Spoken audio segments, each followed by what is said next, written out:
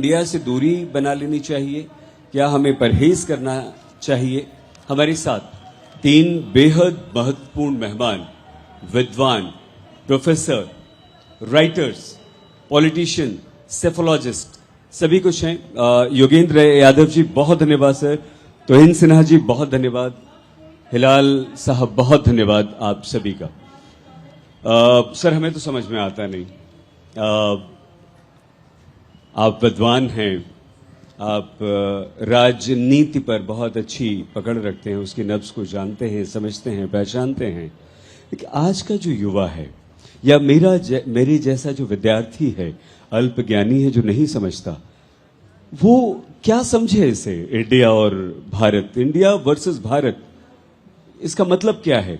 और आपकी दृष्टि में ये विमर्श क्या है? सच कहूं सईद भाई, मैं भी नहीं समझता कि ये हो क्या रहा है। दरअसल मैंने देखा आपके सेशन टाइटल में क्या है, इंडिया वीएस भारत। मतलब ये वर्सेस के लिए आपको भी हिंदी में कोई शब्द नहीं मिला, और ये आपका दोष नहीं है, क्योंकि ये वर्सेस का समाज नहीं है, ये हमारा संस्कार नहीं है, ये वर्सेस वाली सभ्यता है नहीं कि इंडिया वर्सेस भारत। ये समावेशी देश है, जो जिससे मिला सीखा हमने, गैरों को भी अपनाया हमने, उनको हजम नहीं किया, जज्ब नहीं किया, अपनाया, उनका जैसा है उसको लेके हमने जोड़ा है। ये वो देश है। तो पहला तो मैं अर्ज करूं कि ये पूछना कि भारत वर्सेस इंडिया, ये बहुत ही अभारतीय सवाल है। ये अद्वैत का देश है। और ये जो, फिर मैं आपको कहूं, ये किसी ने नहीं कहा है कि भारत इस देश का नाम होना चाहिए या नहीं। मैंने किसी भी बेवकूफ को ऐसी बात कहते हुए नहीं सुना है ना। जाहिर है वो तो, उसमें तो कोई संदेह नहीं है, उस पर कोई प्रश्न ही नहीं है, हजारों साल से चला आ रहा है।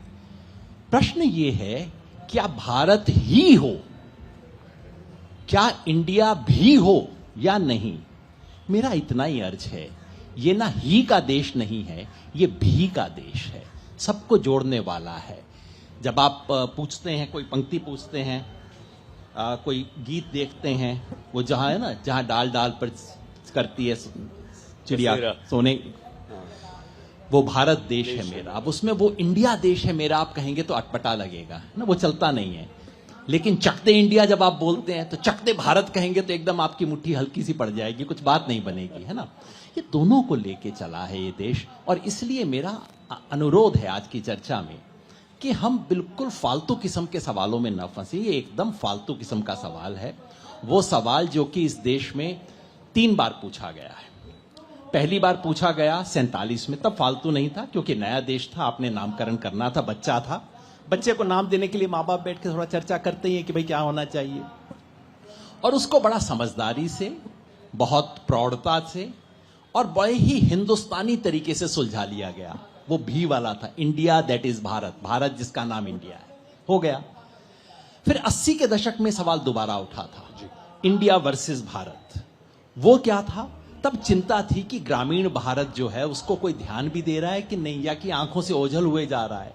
उस चिंता से पैदा हुआ था।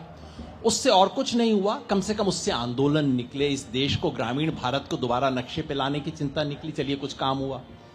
ये जो तीसरी बार हुआ है, ये तो भैया डर से पैदा हुआ है। और डर ऐसा, मतलब जो लोग कुर्सी पे बैठे हैं, जो कल तक आपने पता नहीं वो वीडियो देखा कि नहीं देखा, आपने वीडियो देखा जिसमें मोदी जी कहते हैं मैं कहूंगा जुड़ेगा इंडिया, आप कहिएगा जीतेगा इंडिया। तो वो परसों तक तो नारे लगवा रहे थे जीतेगा इंडिया, और अब अचानक हुआ कि इस देश का नाम ही इंडिया नहीं है। मैं कहता हूं, देखिए मेरे को बीजेपी पसंद नहीं है, तो इन साहब जानते हैं। अगर मैं कहना शुरू करूं कि कमल का फूल बहुत बुरा है, तो लोग मुझे कहेंगे यार काहे को तुम्हें बीजेपी पसंद नहीं है, काहे को कमल के फूल के खिलाफ पढ़ते हो।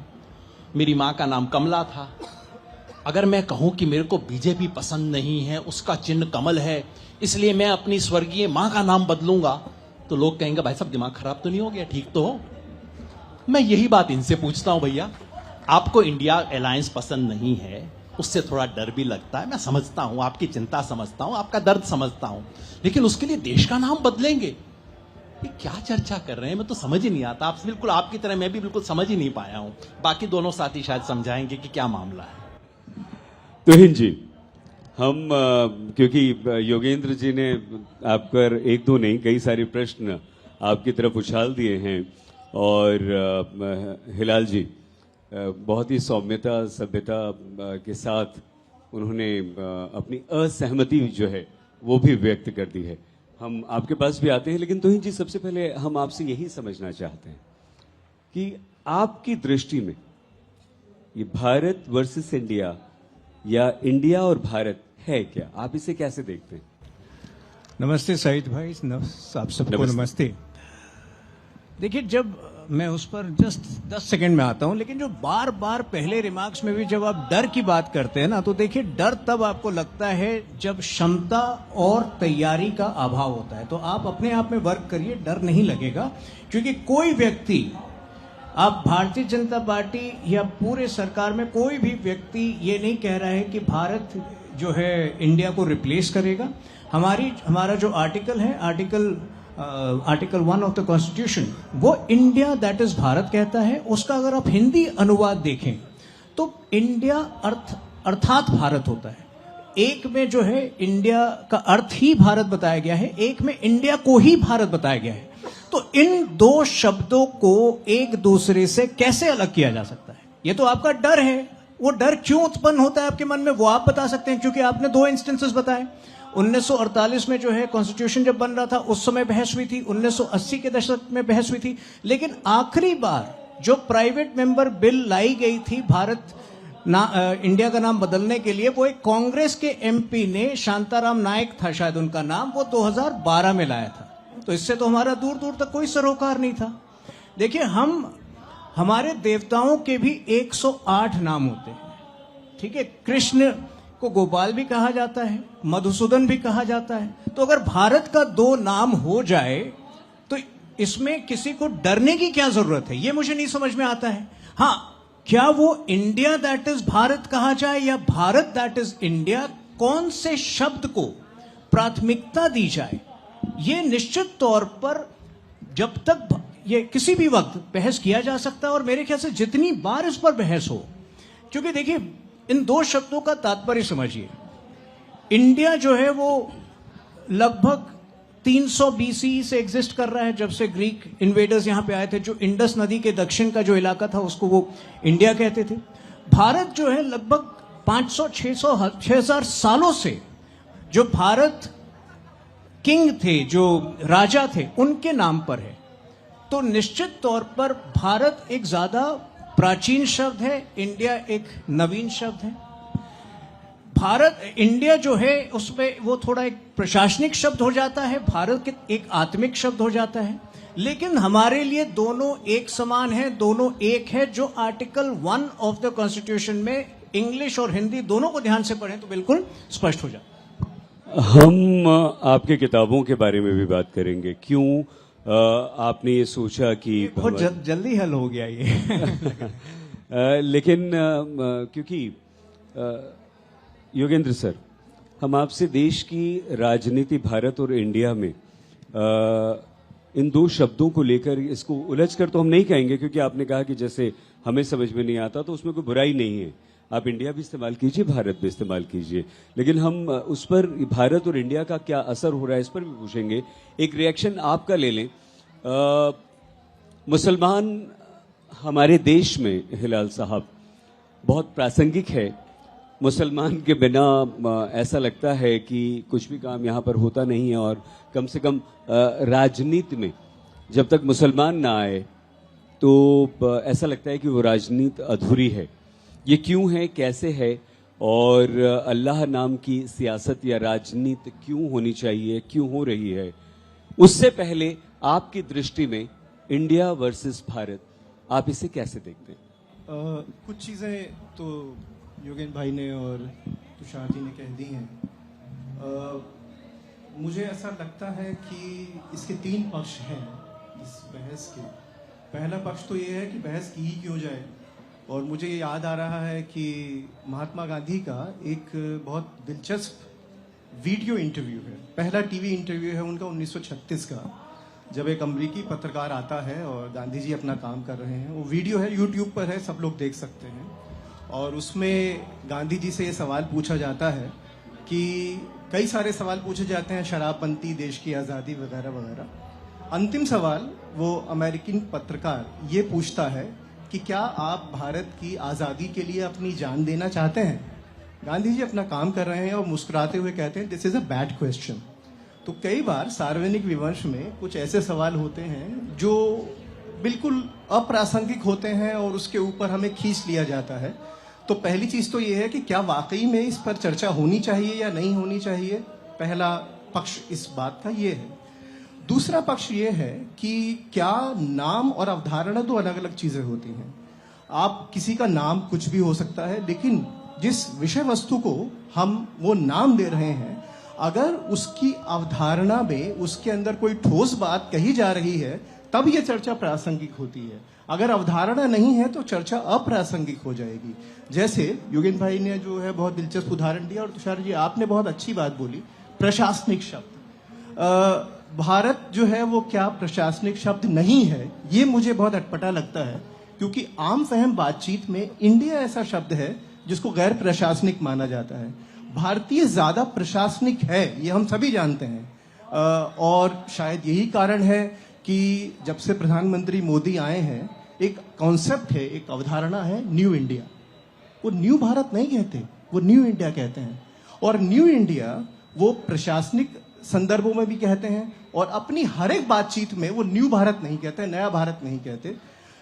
उनकी हर एक जो भाषण है उसमें न्यू इंडिया की बात कही जाती है। तो कहीं ना कहीं पर एक आम फहम आदमी तक पहुंचने के लिए मोदी जी खुद इंडिया का इस्तेमाल कर रहे हैं, भारत का इस्तेमाल नहीं कर रहे हैं। तीसरी बात यह है जो योगेंद्र भाई ने भी जिसकी तरफ इशारा किया, और वो ये है कि जो तीसरी चीज थी, मतलब जो दूसरा युग था जब ये बहस उभरी 1980 के दशक में, तब ये बात थी जन आंदोलनों को लेकर कि क्या जन आंदोलन जो है, एक दो दुनियाएं लगती हैं इस पूरे देश में। एक दुनिया इलीट दुनिया है, वर्चस्ववादी दुनिया है, जो कि इंडिया के द्वारा जिस पर अधिपत्य शामिल है।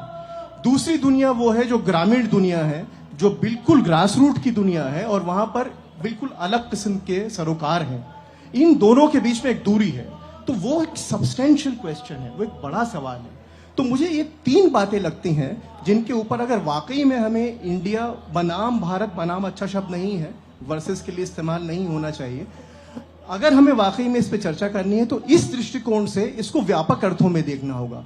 अन्यथा ये बातचीत तू मैं में बदल जाएगी। एक तो आप तीनों का बहुत धन्यवाद कि आप तीनों ने एक मत एक सुर में ये कहा कि जो हमारा शीर्षक है वो गलत है, इंडिया वर्सेस भारत नहीं होना चाहिए। आप तीनों ने कहा कि ऐसा नहीं, ठीक है, हम मान लेते हैं आपकी बात, और हमें लगता है यही हमारी सार्थकता है।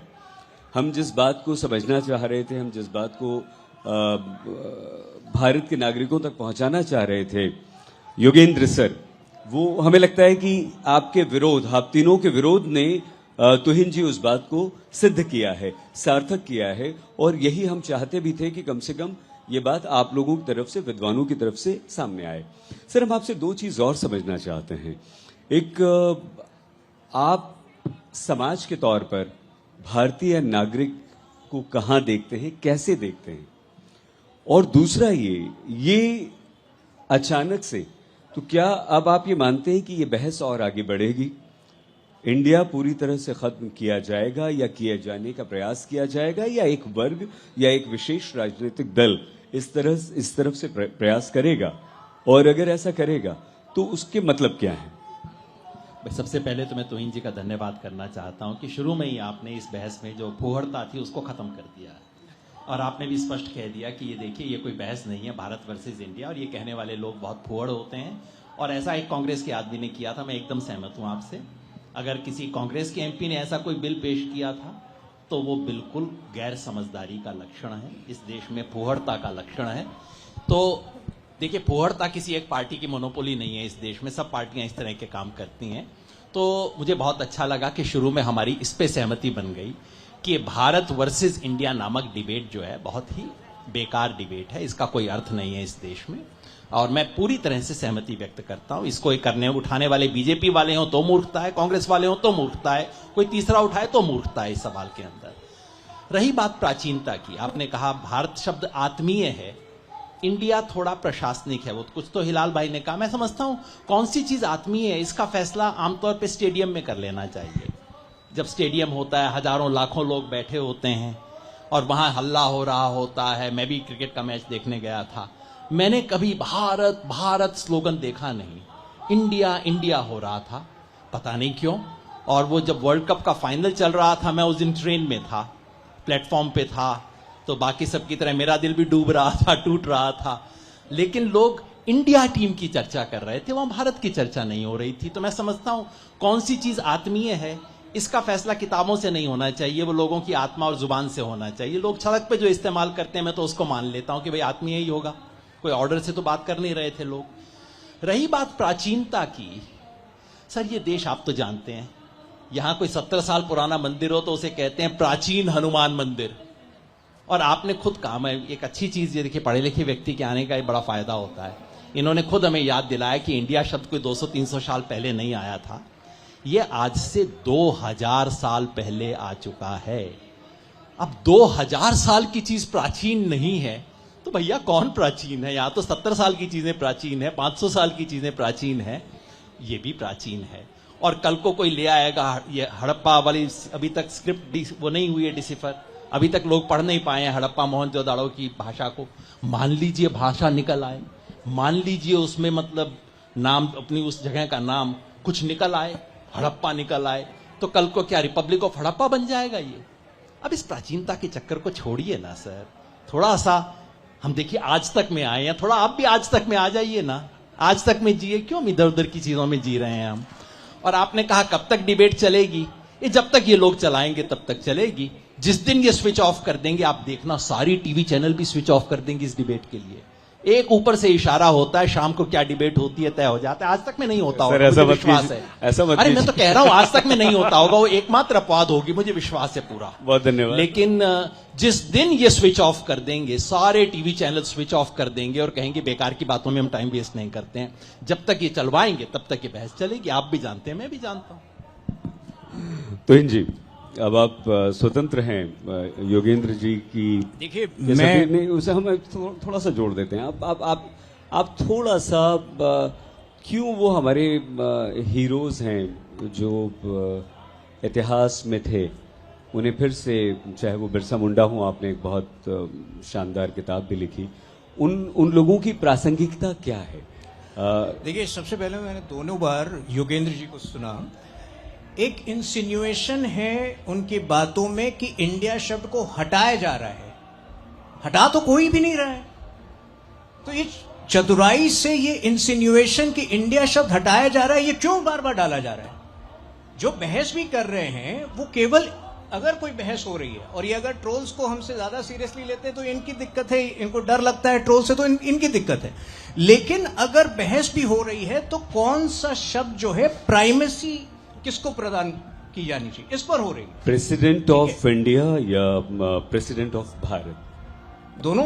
मैंने तो पहली बार कहा, पहले वाक्य में कहा कि जब हमारे आर्टिकल 1 बहुत स्पष्ट तौर पे कह रहा है इंडिया दैट इज भारत, या इंडिया अर्थात भारत, आपको पूरा अधिकार है कि आप जिस तरह से उसको इंडिया कहना चाहें, भारत कहना चाहें, वो।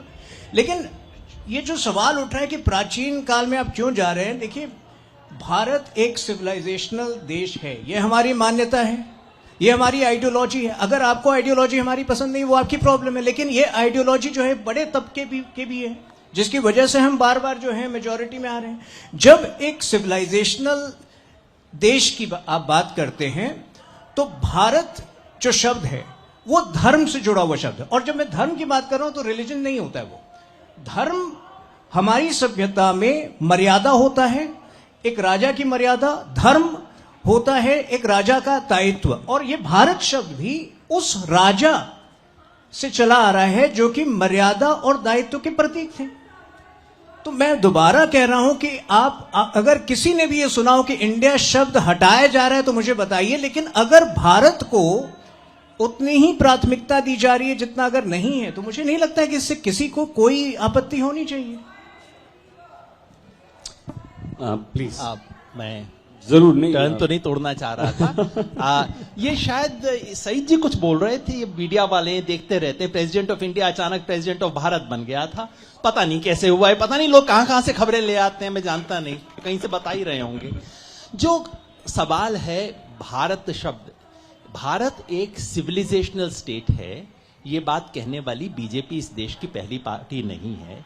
इस देश को तमाम जिन लोगों ने समझा है, उन्होंने हमेशा कहा है कि ये केवल एक देश नहीं है, ये केवल एक राज्य नहीं है, केवल एक नेशन स्टेट नहीं है, उससे गहरी एक सांस्कृतिक अवधारणा है भारत। ये कहना किसी एक पार्टी का स्टेटमेंट नहीं है, ये मैं समझता हूं इस देश को समझने की पहली पायदान है, ये मानना कि ये देश की बहुत गहरी संस्कृति है। जो एक छोटी चूक शायद आपसे हो रही है वो ये कि भारत शब्द का किसी राज्य से कोई संबंध नहीं है। पंडित विद्यानिवास मिश्र को पढ़िए, मैं समझता हूं संस्कृत के विद्वान थे, बीजेपी वाले भी मानेंगे कि थोड़ा वो पढ़ा लिखा आदमी था। पंडित विद्यानिवास मिश्र का एक प्रसिद्ध लेख है, मैं आपको आमंत्रित करूंगा, आप पढ़िए। वो कहता है भारतीय परंपरा में भारत, कि भारत को हमारी परंपरा में किस तरह समझा गया है।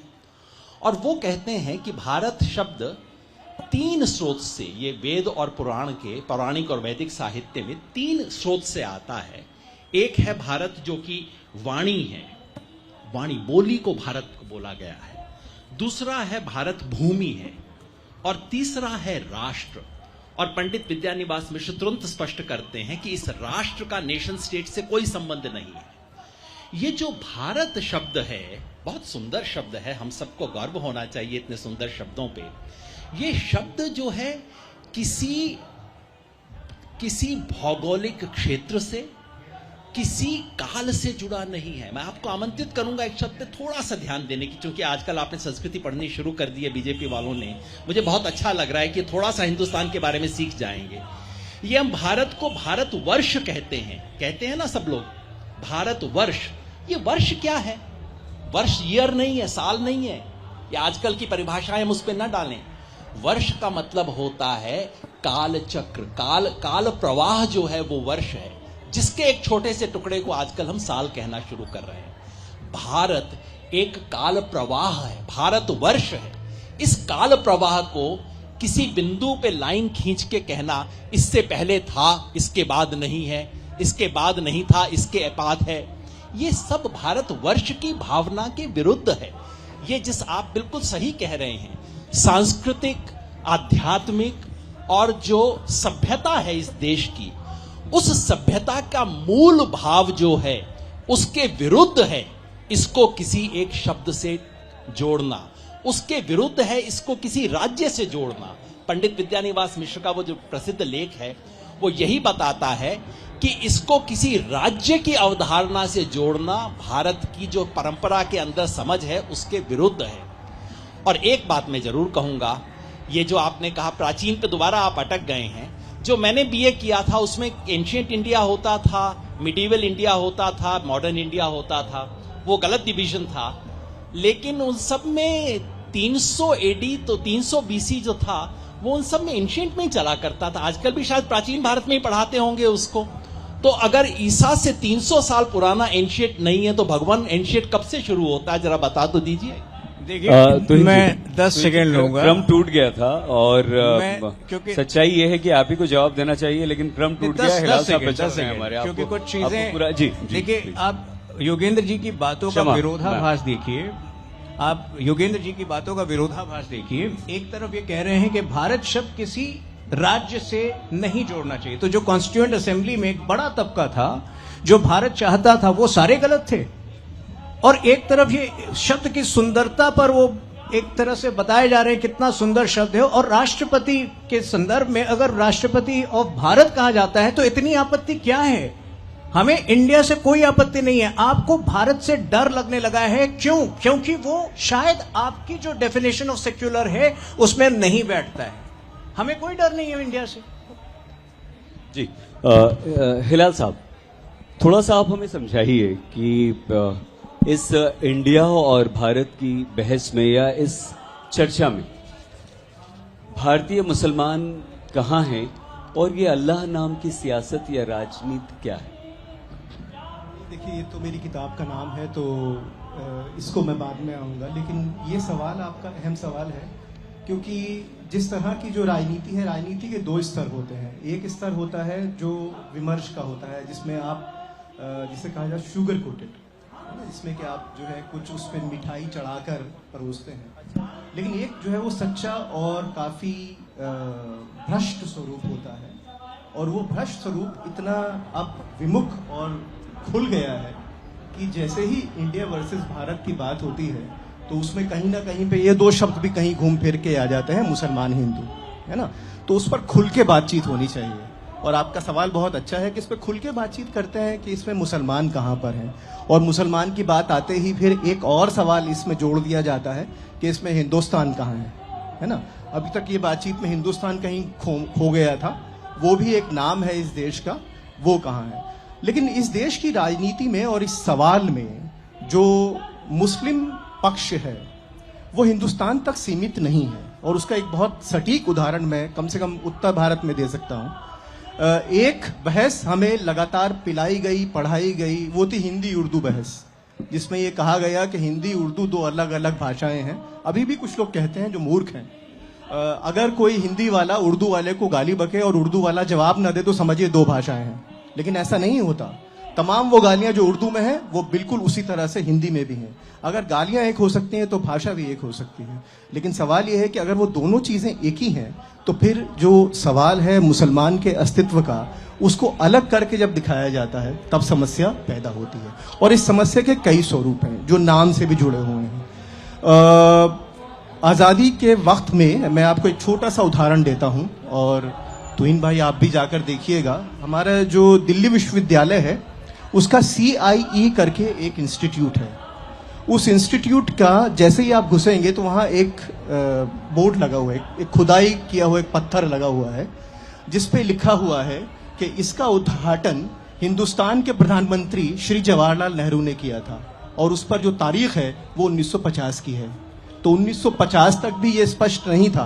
बाय द वे एक और चीज छोटी सी याद दिला दूं, जिन्हा जिसको के प्रतीक माना जाता है हिंदू मुस्लिम एकता में दरार डालने वाले विलन के रूप में, वो काफी नाखुश थे इस चीज से कि आपने ये नाम भारत क्यों रख दिया। उनका तो कहना था पाकिस्तान हिंदुस्तान, क्योंकि पाकिस्तान मुसलमानों का, हिंदुस्तान हिंदुओं का। लेकिन इस शब्द के मूल में जो बात थी उसमें, और ये जो आजादी के बाद की जो भारतीय नेतृत्व था उसको बधाई देनी चाहिए कि उसने इसमें से धार्मिक संकीर्णता को निकाला और इस तरह से पेश किया कि एक देश के कई नाम हो सकते हैं। वो मुसलमानों से जुड़ा हुआ नाम नहीं था, वो उर्दू से जुड़ा हुआ नाम नहीं था। पहली बात तो मैं ये कहना चाहता हूँ। दूसरी बात ये कि जब भी ये बात आएगी, जब भी कोई ऐसा सवाल आएगा, उसमें मुसलमान को अलग से क्यों रखा जाएगा। और इसका एक छोटा सा उदाहरण मैं आपको देना चाहता हूँ। दिल्ली की तमाम मस्जिदों में आप चले जाइए और आप जाकर देखिए कि जो नोटिस बोर्ड्स होते हैं वो किस भाषा में लिखे हुए हैं। वो तमाम हिंदी में लिखे हुए हैं। और यहाँ तक कि जो एक जमाने में जिसको कि संजा खाना कहा जाता था वो बदलकर शौचालय हो गया है। तो भाषाएं और संस्कृतियां इस तरह से उपजती रहती हैं। अगर हम आज भी 1947 की मानसिकता के साथ में भारत के मुसलमान जो कि 3 जनरेशन बीत चुकी उसको देखने की कोशिश करेंगे तो हम बहुत बुरी गड़बड़ में फंस जाएंगे। ऐसा नहीं है, चीजें बहुत ज्यादा बदल चुकी हैं। हाँ, ये चश्मा हमको अब दोबारा दे दिया गया है कि हिंदू मुसलमान 2 संस्कृति हैं, इसलिए हिंदुस्तान भारत 2 अलग अलग होगा और उसमें इंडिया की एक और चीज डाल दी जाएगी। इससे बचना चाहिए। योगेंद्र सर, आपने भारतीय समाज को किस तरह से बदलते हुए देखा है, और आज के परिप्रेक्ष्य में अगर हम आपसे ये जानना चाहें कि भारतीय समाज में भारतीय लोगों, चाहे वो विभिन्न धर्मों के हों, संप्रदायों के हों, अलग अलग भाषा बोलने वाले हों, अलग अलग पहनावे वाले हों, खान पान वाले हों, उनकी मनस्थिति और उनकी स्थिति, चाहे वो सामाजिक आर्थिक स्थिति हो, कैसे देखते हैं? एक क्विक बात जो तुहिन भाई ने कही, मैं जो कह रहा था बारीक बात है, मैं चाहता हूं थोड़ा सा आप ध्यान दें इन चीजों पे कि भारत शब्द में अपने आप किसी भौगोलिक क्षेत्र के प्रति इशारा नहीं, ना तो वैदिक साहित्य में, ना ही पौराणिक साहित्य में। पुराण में भरत कहां से आता है? दुष्यंत पुत्र भरत, और दूसरा ऋषभ पुत्र भरत। ऋषभ पुत्र भरत जो है वो करुणा के प्रतीक हैं, और दुष्यंत पुत्र पर जो शकुंतला के बच्चे हैं भरत, वो न्याय का प्रतीक है। जब हम देश का नाम ये रखते हैं तो जो भारत को दुनिया के दूसरे देशों से अलग करता है वो ये बात है कि ये देश कुछ मूल्यों पे बना है। भारत सिर्फ एक भौगोलिक इलाके का नाम नहीं है। जब हम बच्चे का नाम देते हैं, नाम तो किसी हाड़ मांस वाले व्यक्ति का दे रहे होते हैं, लेकिन उसको कोई मूल्य देते हैं ना उसके नाम के अंदर। तो इस देश के नाम में अंतर्निहित हैं कुछ गहरे मूल्य, और अगर उन मूल्यों के खिलाफ जाके हम इस देश को खड़ा करना चाहते हैं तो ये चल नहीं सकता। जो बात मैं रेखांकित करना चाह रहा था, शायद मैं ठीक से कह नहीं पाया उस वक्त, वो ये है कि भारत देश को आप बाकी दुनिया के नेशन स्टेट्स, आप बहुत अच्छी बात आपने कही, ये सिविलाइजेशन स्टेट है, बिल्कुल है, इसलिए इसको नेशन स्टेट के जर्मनी के ढांचे में ना डालिए। ये एक सिविलाइजेशन स्टेट है और यहां आप इसकी नागरिकता को, इसके अपनेपन को, भारतीयता क्या है, इसको केवल भौगोलिकता से परिभाषित नहीं कर सकते। इस देश की अपनी परंपरा में है अपनी ही भौगोलिकता का अतिक्रमण करना। इसलिए मैं तो बार बार चाहता हूं, मैं तो सच्ची चाहता हूं, ये आरएसएस और बीजेपी वाले थोड़ा जिस दिन इस देश को समझ जाएंगे, थोड़ा जर्मनी के प्रति आग्रह अपना कम कर दें, थोड़ा इस देश में आए, इस देश के पौराणिक साहित्य को पढ़ें, थोड़ा सा वैदिक साहित्य पढ़ें। चलिए आपको उर्दू अरबी से परहेज है तो वो कोई बात नहीं, लेकिन कुछ समझें। और असली बात इस सब पे मैं यही इशारा कर रहा हूं कि ये देश जो है अलगाव का देश नहीं है। सबको जोड़ के रखना इस देश की बुनियाद में है। और जो व्यक्ति, जो पार्टी, जो विचारधारा इस देश में ये डिवीजन करना चाहती है वो इस देश की मूल भावना के विरुद्ध है। इसलिए मैंने वो बात कही थी कि ये एक राजनीतिक अवधारणा नहीं है। मुझे बहुत खुशी है कि संवैधानिक सभा ने इतने खूबसूरत मूल्यों वाले नाम को चुना, लेकिन ये मूलतः राजनीतिक नाम नहीं है। जैसे बच्चों के नाम मूल्यों के नाम होते हैं, कई भगवान के नाम होते हैं, वो हम चुनते हैं। एक बात और कह दूं, आप बार बार कह रहे हैं, मुझे बहुत हर बार आप कह रहे हैं, मुझे अच्छा लग रहा है कि ये इंडिया और भारत का तो विरोध है ही नहीं। किसने कह दिया विरोध है, अरे आप क्यों डर रहे हैं इत्यादि। पता नहीं, मैं तो 2-4 महीने से सुन रहा था कि बड़ा विरोध चल रहा था। यहां पे कॉमनवेल्थ का वो हुआ, आज तक इंडिया नाम लिखा जाता था, उसे बदल के अब भारत लिखा गया। राष्ट्रपति के जो इनविटेशन जाते थे पहले इंडिया नाम से जाते थे, बीजेपी के जमाने में भी जाते थे, इस साल बदल के इंडिया किया गया। तो कुछ बदलने का खेल है, या कि ये टीवी वाले बिल्कुल ही वाहियात बातें पिछले 2-3 महीने से चला रहे हैं। हो सकता है चला रहे हो, मुझे लगता है टीवी वाले बहुत वाहियात बातें चलाते हैं, लेकिन ये कुछ मैंने अफवाह सुनी थी कि इस देश में कुछ बदलने का काम चल रहा है। सर ये क्या कर रहे हैं तुहिन भाई, एक तो आप जरा बता दीजिए सर, आपने क्यों ये रखा? सर आप तुहिन जी कह रहे हैं कि ऐसी कोई चर्चा इस देश में है ही नहीं, बदलने का खेल नहीं है, कोई बात ही नहीं हो रही। आप ही बताइए कहां बात हो रही है। योगेंद्र सर पता क्या कर रहे हैं, रेशम में लपेट के पत्थर मारे जा रहे हैं हमें। मैं आपको बता रहा हूं क्या कर रहे हैं। ऐसा मत कीजिए, आप विद्वान हैं, आपसे कुछ ज्ञान अर्जित करने के लिए हमने बुलाया। आप तो भाई हम ये कह रहे थे कि पहले तो हमारी सख्त आपत्ति, हम नहीं 10 सेकंड में कहता हूं, ये बदलने का खेल कह रहे हैं, बदलने का खेल है नहीं, ये को एग्जिस्टेंस का खेल है। लेकिन इनकी जो इनटॉलरेंस है भारत शब्द के प्रति वो बार बार जग जाहिर हो रही है। अगर हम इंडिया को भारत कह दे कभी, तो इससे किसको कोई प्रॉब्लम हो सकती है? देखिए, आमतौर पे इनकी बातों में स्पष्टता होती है। आज आप देखिए किस प्रकार की कंफ्यूजन। ये कह रहे हैं कि भारत जो है कोई भौगोलिक शब्द नहीं है, हम भी मानते हैं इंडिया भौगोलिक शब्द है। भारत जो है हमारी सभ्यता और संस्कृति से मुख्य तौर पर जुड़ा हुआ है, परंतु जिस सभ्यता और जिस संस्कृति का पालन करते हैं जो लोग, वो तो इसी क्षेत्र में रहते हैं। तो भारत जो है निश्चित तौर पे एक सेंटिमेंट है। तो ये बार बार जो है वो कंफ्यूजन ज्यादा दिख रहा है जिनकी बातों में। मुझे नहीं लगता है कि कोई बदलाव की बात है, कोई ये को एग्जिस्टेंस की बात है जो समहाउ जो है ये लोग स्वीकार नहीं कर पाए। ठीक है, हमारा एक प्रश्न। तो सईद साहब, मेरा एक अनुरोध ही आपसे है, आप स्पष्ट कर दीजिए, मैं बिना कोई रेशम, बिना किसी पत्थर के आपसे पूछता हूं कि क्या कोई ऐसी बात हुई थी क्या इस देश के अंदर जिसमें भारत इंडिया का कुछ विवाद उठा था क्या? ये तो कह रहे हैं कि ऐसी कोई बात ही नहीं हुई। तो क्या मैं सपने देख रहा था या क्या हो रहा था? कुछ हुआ क्या इस देश में, आप बता दीजिए। आपने क्यों चुना इस विषय को? कुछ तो हुआ होगा ना इस देश के अंदर जो आपने चुना था, बता दीजिए वो क्या था। साल से चला आ रहा है, खुद इन्होंने कहा। पिछले 6 महीने में कुछ हुआ कि नहीं हुआ इस देश में जिससे भारत इंडिया की बहस चल देखिए, रही है? एक जागरूक समाज में कई बार जो है आप सिलेक्टिव एमनीशिया के कारण पुरानी चीजें भूल जाते हैं। मैं तो खुद आपको याद दिला रहा हूं, 2012 में भी पार्लियामेंट के अंदर ये बहस हुई थी। योगेंद्र जी ने खुद याद दिलाया, 1948 में हुई, फिर 80s में भी।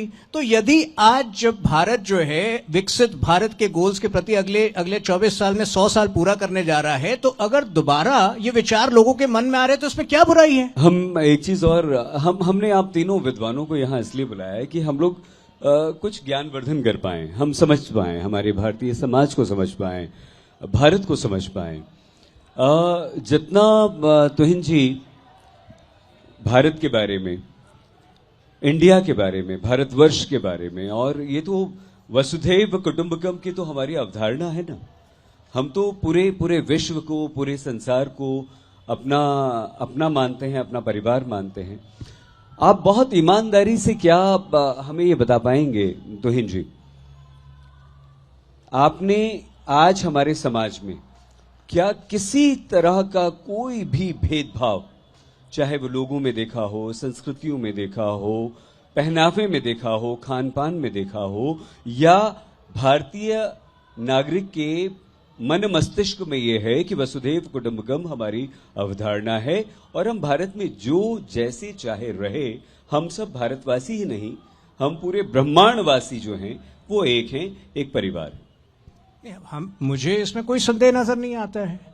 हम एक हैं, और देखिए विविधता जो है वो हमारी स्ट्रेंथ है और उस विविधता ने हमें यहां तक लाया है, ठीक है। लेकिन जब सांस्कृतिक धरोहर की बात होती है, वहां हमारा एक स्पष्ट मानना है कि भारत की एक कल्चरल आइडेंटिटी है, ठीक है, जो आज से कई सालों 2000, 4000, 5000 साल पुरानी जाती है, वो 1000 सालों तक सीमित नहीं है।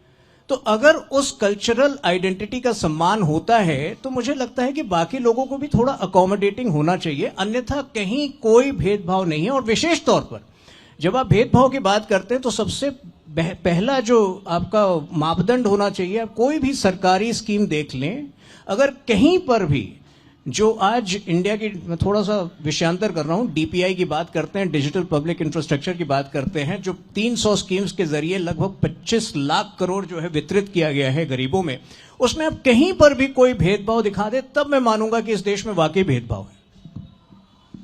हिलाल जी, भारतीय समाज में और ये जो घटनाक्रम बदल रहा है, योगेंद्र जी जो हमें बार बार ये कह रहे हैं कि आप बताइए भाई, आपने इंडिया वर्सेस भारत क्यों नाम रखा इस सत्र का, ये शीर्षक क्यों है आपका?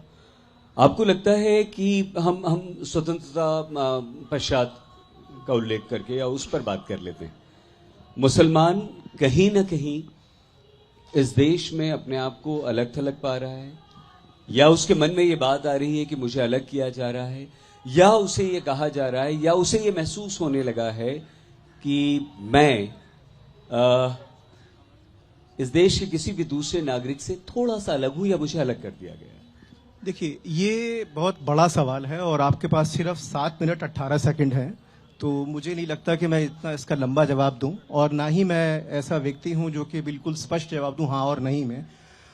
ये हाँ नहीं का सवाल नहीं है, एक बात। दूसरी बात यह कि जब भी हम भारत में हिंदू या मुसलमान शब्द का इस्तेमाल करते हैं तो हम एक बहुत बड़ी जनसंख्या की बात कर रहे हैं, तो मैं या आप कौन होते हैं ये बताने वाले कि उसके मन में क्या है। तो ये चीजें, 2 स्पष्टीकरण जरूरी हैं। हाँ, लेकिन एक एपरेटस, एक ऐसा तंत्र जरूर पिछले 10-12 सालों में खड़ा किया गया है जिसकी वजह से कोई असर पैदा होता है। वो एपरेटस मैं आपको 2 मिनट में बता सकता हूं, 1 मिनट में, मतलब और भी कम समय में। एक स्तर है बिल्कुल जमीनी स्तर, जहां पर कि मुसलमानों की लिंचिंग होती है, मुसलमानों को मारा जाता है। ये एक फैक्ट है, ये मैं कोई अपने मन से नहीं कर रहा हूं। न्यूज़पेपर रिपोर्ट्स आप देख लीजिए, मुसलमान को मारा जाता है। किसी भी कारण से मारा जा सकता है, उसके नाम के कारण, बस में सफर करने के कारण, दाढ़ी टोपी के कारण, वगैरह वगैरह। एक पहला स्तर, हाँ जी, ये गलत है, बिल्कुल मैं भी मानता हूं आपकी तरह ये गलत है। हाँ, लिंचिंग मुसलमानों की होती है, ये गलत है। इसका मतलब ये हुआ कि हमारे यहाँ अब अगर इसी पर, हाँ, किसी की भी हो सकती है, लेकिन मुसलमान को मुसलमान के नाम के और दाढ़ी टोपी की वजह से अभी थोड़े दिन पहले एक रेलवे वाला जो इंसिडेंट हुआ था, मैं केवल उसकी बात कर रहा हूं। आप और मेरी राय अलग अलग हो सकती है। प्लीज मैं बोल लूं या आप बोल लीजिए? नहीं नहीं, बोलिए। चश्मे नया है इसलिए इंक मत फेंकिएगा। तो एनीवे, तो एक तो चीज ये है कि नीचे के स्तर पर जो बिल्कुल कटुता है वो बहुत छोटे स्तर पर होती है। उसके ऊपर एक और लेयर है, एक और तबका है जो कि उस चीज को बिल्कुल इसी तरह से आप कह रही हैं नहीं हुई है, बिल्कुल नहीं हुई है, इस तरह कह के विमर्श बना देता है। एक घटना होती है जिसमें व्यक्ति मारा जाता है, चलिए मुसलमान नहीं मारा जाता है, उसका दूसरा स्तर आप जैसे लोग हैं जो ये कहते हैं कि ये घटना हुई नहीं और विमर्श बन जाता है, ये दूसरा स्तर है। अभी रुकिए, अभी आपको भी बोलने का मौका मिलेगा शायद अगले सत्र में। तीसरी चीज होती है जो कि रूलिंग पार्टी है अलग अलग जगहों पर, वो जाकर उन लोगों का सम्मान करती है जिन्होंने कि उस घटना को अंजाम दिया है। और चौथा स्तर जो है वो शांति बनाए रखता है, वो चुप रहता है। ये एक एपरेटस है और इस एपरेटस से एक खास किस्म की वैधता मिलती है उस चीज को जो सबसे नीचे हुई है। और यही वजह है कि मुसलमान के मन में एक स्तर के ऊपर भय है और दूसरे स्तर के ऊपर जो आप कह रहे हैं स्कीम्स पहुंचती हैं, ये सांत्वना भी है कि हाँ स्कीम तो पहुंचती है। इसका जवाब दूं? नहीं, अभी रुक जाइए, अभी मैं बोल लूं। नहीं, 5 ही मिनट बाकी है, 4:30 नहीं, मिनट अभी बाकी मैंने 1 मिनट का टाइम लिया था, वो नहीं हुआ। मेरे सामने भी घड़ी है। तो इसीलिए ये कहना कि मुसलमान के मन में क्या है, हम सर्वेक्षण करते हैं, उन सर्वेक्षणों में ये बात भी बराबर आई है। और एक बहुत दिलचस्प आंकड़ा ये आया है कि जो उत्तर भारत के मुसलमान हैं वो अपने आप को ज्यादा असुरक्षित समझते हैं और दक्षिण भारत के मुसलमान अपने आप को कम असुरक्षित समझते हैं। देखिए सईद भाई, आप पत्रकार हैं, कुछ लिंचिंग्स जो हैं, कुछ इस तरह के कत्ल जो हैं यूपी में ब्राह्मणों के हुए हैं पिछले कुछ महीनों में, वो किसको कंप्लेन करें, वो किसके पास जाएं? तो ये लॉ एंड ऑर्डर की समस्या है। इसका मतलब ये हुआ कि लॉ एंड ऑर्डर की समस्या है और लॉ एंड ऑर्डर की समस्या के अंदर सरकार विफल हो गई। लॉ एंड ऑर्डर समस्या को आप जो है वो धर्म और जाति के रंग में मत घोलिए, क्योंकि इतने बहुत सारे नाम आपको मिल जाएंगे जिसमें विक्टिम केवल और केवल हिंदू है, लेकिन उसकी परवाह आपको करने की जरूरत नहीं है। और लेकिन मैं वही कह रहा हूं कि देखिए, हमारे एक अज्ञानी वंशज हैं जो विदेशों में जाकर कह रहे थे कि डेमोक्रेसी खतरे में है। ऐसे ही पिछले साल वो गए लंदन में और एक सिख जेंटलमैन को, एक सिख पत्रकार को उठा के बोलते हैं, देखिए आप जैसे सिख भी हमारे देश में सुरक्षित नहीं है। कम से कम हम जैसे विद्वानों को इस प्रकार की झूठी बातों से परहेज करना चाहिए। यह इस देश का सत्य नहीं है। इस देश में जितनी सुरक्षा है, इस देश में हर व्यक्ति जितना सुरक्षित है, वो कहीं नहीं है। योगेंद्र सर, भारत को, इंडिया को, भारतवर्ष को, हिंदुस्तान को आप किस तरह से बदलता हुआ देख रहे हैं? और क्या आपको ये महसूस होता है कि हम भाई भाई में कहीं ना कहीं कोई कटुता, कहीं ना कहीं कोई दरार है? वो कुछ भी हो सकती है, धर्म की होती है, जाति की हो सकती है, खान पान की हो सकती है। बार बार हम वही पहनावे सब की बात कर रहे हैं, वेशभूषा, कुछ है या नहीं है? है, रही है, हमेशा है, लेकिन आज बनाई जा रही है, भड़काई जा रही है, आगे बढ़ाई जा रही है। खतरा उसमें है। एक बदलाव मैं देख रहा हूं, वो ये कि ये बीजेपी वाले सड़क पे कुछ और बोलते हैं और आज तक के मंच पे आके कुछ और बोलते हैं। आप ज्यादा ऑर्गेनाइज किया कीजिए ना ऐसी चीजें, बहुत अच्छा रहेगा। थोड़ा शराफत इनको बरतनी पड़ेगी, आके कहना पड़ेगा नहीं नहीं ऐसी कोई डिबेट है नहीं, हमने तो ऐसा कभी कहा ही नहीं, ये तो बहस ही नहीं है, ये नहीं है। मैं लिंचिंग की बात नहीं करूंगा क्योंकि पूरी बहस दूसरी तरफ चली जाएगी। मैं आज एक दूसरी लिंचिंग की बात करूंगा, वो भारत की आत्मा की लिंचिंग जो इस देश में हो रही है।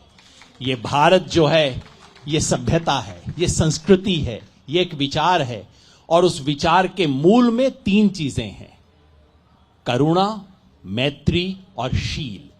आज इन तीनों की हत्या हो रही है, आज इन तीनों की लिंचिंग हो रही है और उस लिंचिंग पे आपका मेरा ध्यान न जाए, इसलिए इंडिया वर्सेस भारत जैसे शगुफे चलाए जाते हैं। ये सिर्फ वाहियात विषय नहीं है, वाहियात होता तो कोई बात नहीं थी, कई वाहियात चीजें इस देश में चलती रहती हैं। ये जानबूझ के चलाई गई है। ये बहस सिर्फ नाम की बहस मैं कह सकता था बेकार की बहस है, क्यों चला रहे हो? 75 साल के बाद किसी व्यक्ति के नाम पे बहस होती नहीं है आमतौर पे, बेकार बहस है। लेकिन बेकार नहीं, खतरनाक है, क्योंकि इस बहस का एक उद्देश्य है। इसका उद्देश्य है कि आप भारत वर्सेस इंडिया की बात करें, अमीर वर्सेस गरीब की बात ना करें। इसका उद्देश्य है कि आप बेरोजगारी की बात ना करें। इसका उद्देश्य है कि आप किसान की आय की बात ना करें। इसका उद्देश्य है कि आप अडानी और हिंडनबर्ग की बात ना करें, भारत और इंडिया की बात करते रहें। इसलिए मैं चाहता हूं कि इस देश की आत्मा पे जो प्रहार हो रहा है, और मुझे एक बात बहुत अच्छी लगी कि मेरे भाई ने प्राचीन की बात तो कही, कम से कम विदेशी की बात नहीं कही, क्योंकि अगर विदेशी की बात आती तो मामला और कहीं आगे चला जाता, क्योंकि एक जो हिंदू शब्द है वो भी विदेशी शब्द है। और ये लोग कहते हैं, मैं भी कहता हूं, ये शब्द बिल्कुल सहज है, जैसे हमने हिंदू शब्द को सहजता से स्वीकार कर लिया है, विदेशी शब्द है, कितना सहजता से कहते हैं। कुछ लोग तो कहते हैं गर्व से कहो हम हिंदू हैं।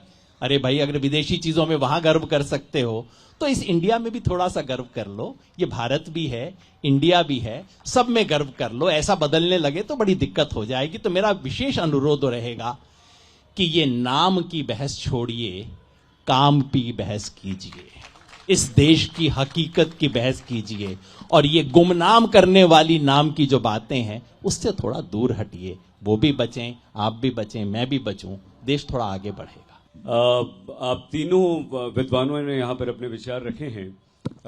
हम समझने आए थे, सीखने आए थे, और इस सत्र की शुरुआत में ही हमने कहा था कि मैं आप लोगों से सीखना चाहता हूँ, समझना चाहता हूँ। मुझे यही लगता है, एक भारतवासी होने के नाते, महान भारत देश का एक नागरिक होने के नाते, कि घर में भी लड़ाई झगड़ा होता है, भाई बहन भी लड़ते हैं, पति पत्नी भी लड़ते हैं, हम लोग भी लड़ते हैं, लड़ते रहेंगे। आपने बिल्कुल ठीक कहा योगेंद्र सर कि हम लड़ते आ रहे थे, आदि अनादि काल से लड़ रहे हैं, लड़ते रहे हैं, लेकिन हमारा प्यार बढ़ रहा था, हमारा अपनत्व बढ़ रहा था, हमारा विश्वास एक दूसरे के प्रति बढ़ रहा था।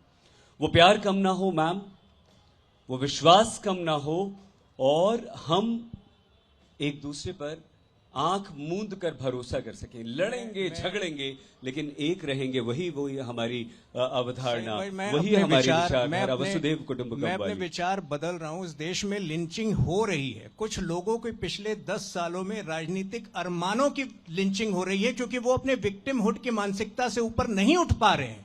और ये लिंचिंग जो है शायद अगले 10 साल तक भी चलेगी, क्योंकि जब तक आप विक्टिमहुड मानसिकता से नहीं ऊपर उठेंगे तब तक ये राजनीतिक लिंचिंग चलती रहेगी। ये राजनेता हैं, कुछ कह लीजिए। आप भी कुछ कहना चाह रहे थे, आपको समय कम मिला है। नहीं, मुझे समय की कोई वो नहीं है, कम समय में ज्यादा बात कह दी गई है। बहरहाल नहीं, मैं ये लिंचिंग वाली बात, क्योंकि अब शायद ये आ गई है और इंडिया वर्सेस भारत से हम लिंचिंग की तरफ मुड़ गए हैं, बस एक छोटी सी बात कहना चाहता हूँ। वो ये है कि जो विक्टिमहुड की मानसिकता, मैं बिल्कुल पूरी तरह से आपसे सहमत हूँ। और इस समय में जो विक्टिमहुड है वो पावर का विक्टिमहुड है। जो शक्ति संरचनाएं हैं वो अपने आप को विक्टिम बना रही हैं, ना कि जो वास्तव में विक्टिम है वो अपने आप को विक्टिम बना रहे हैं। हम इसी नोट पर यहाँ पर समाप्त करते हैं कि इन लोगों की अपनी अपनी विचारधारा है। सब किसी न किसी राजनीतिक विचारधारा से प्रेरित हैं, लेकिन आप और हम जो हैं वो हम भारतवासी की तरह सोचें, एक आम इंसान की तरह सोचें, एक आम नागरिक की तरह सोचें, और वही प्रेम, अपनत्व, प्यार और विश्वास, उसी पर टिके रहें, डिगे रहें। तो ये जितना चाहें बहस कर लें, ये जितना चाहें लड़ लें, जितना चाहें अपनी बातें हम पर थोप लें, आप पर हम थोप लें, हम शायद उसमें बहेंगे नहीं, भावनाओं में नहीं बहकर हम आप पर, एक दूसरे पर विश्वास करेंगे। तो हिंद जी, योगेंद्र जी, हिलाल जी, बहुत धन्यवाद साहित्य आज तक के इस मंच की शोभा बढ़ाने के लिए, और आप सभी का यहाँ पर उपस्थित होने के लिए बहुत धन्यवाद। आप प्लीज अपना बहुत ख्याल रखिएगा। Thank you very much.